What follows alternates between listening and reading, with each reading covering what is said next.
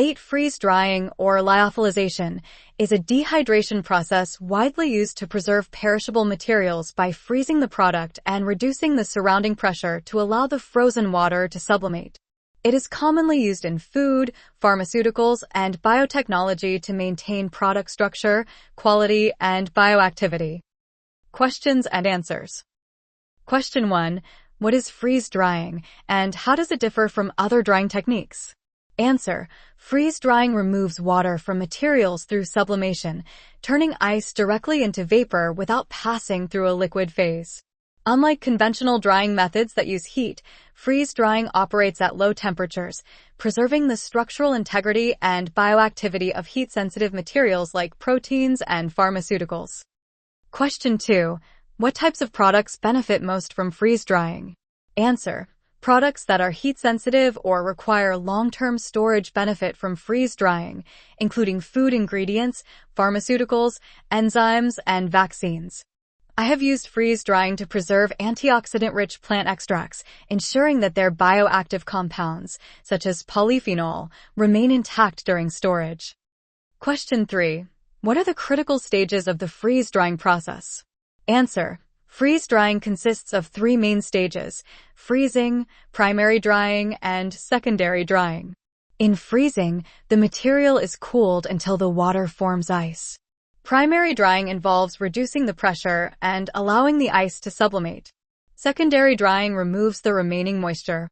I've optimized these stages to minimize drying time while preserving product quality. Question 4. What challenges have you encountered with freeze-drying, and how did you address them? Answer. Challenges include product shrinkage, incomplete drying, and long processing times. I address these by carefully controlling freezing rates, ensuring uniform ice crystal formation, and optimizing pressure and temperature during the primary drying phase. This allowed for improved moisture removal without compromising product quality. Question 5. How does freeze-drying impact the quality of the final product? Answer. Freeze-drying maintains the original shape, structure, and bioactivity of the product, making it ideal for sensitive materials. However, improper freezing or sublimation can lead to structural collapse or residual moisture. I've ensured optimal product quality by adjusting freezing protocols and carefully managing drying parameters. Question 6. What types of materials have you worked with using freeze-drying? Answer. I have used freeze-drying on a range of materials, including plant extracts, bioactive compounds, and probiotics. My research on turmeric extracts, for example, involved freeze-drying curcumin to preserve its antioxidant properties and enhance its shelf stability for food and nutraceutical applications. Question 7. How do you ensure uniform freeze-drying across the entire sample? Answer. To ensure uniform freeze-drying, I pay attention to sample size, thickness, and orientation on the drying tray. Even distribution and pre-freezing at an optimized rate prevent uneven sublimation. I also ensure that the drying chamber parameters are consistent, reducing the risk of underdried sections in the sample. Question 8. What are the key factors influencing the freeze-drying cycle time? Answer. The freeze-drying cycle time depends on factors like product composition, freezing rate, chamber pressure, and sublimation temperature.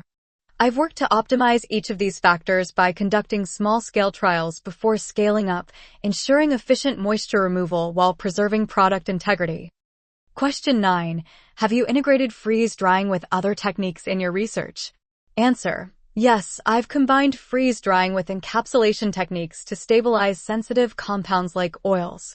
For instance, I encapsulated pumpkin seed oil before freeze-drying it to improve its stability and prevent oxidation, using spray drying as a pre-treatment to enhance the protective coating around the oil. Question 10. How do you assess the efficiency of the freeze-drying process?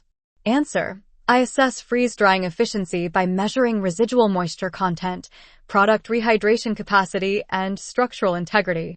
Analytical tools like moisture analyzers and scanning electron microscopy (SEM) help verify that the freeze-dried product maintains its quality and functionality post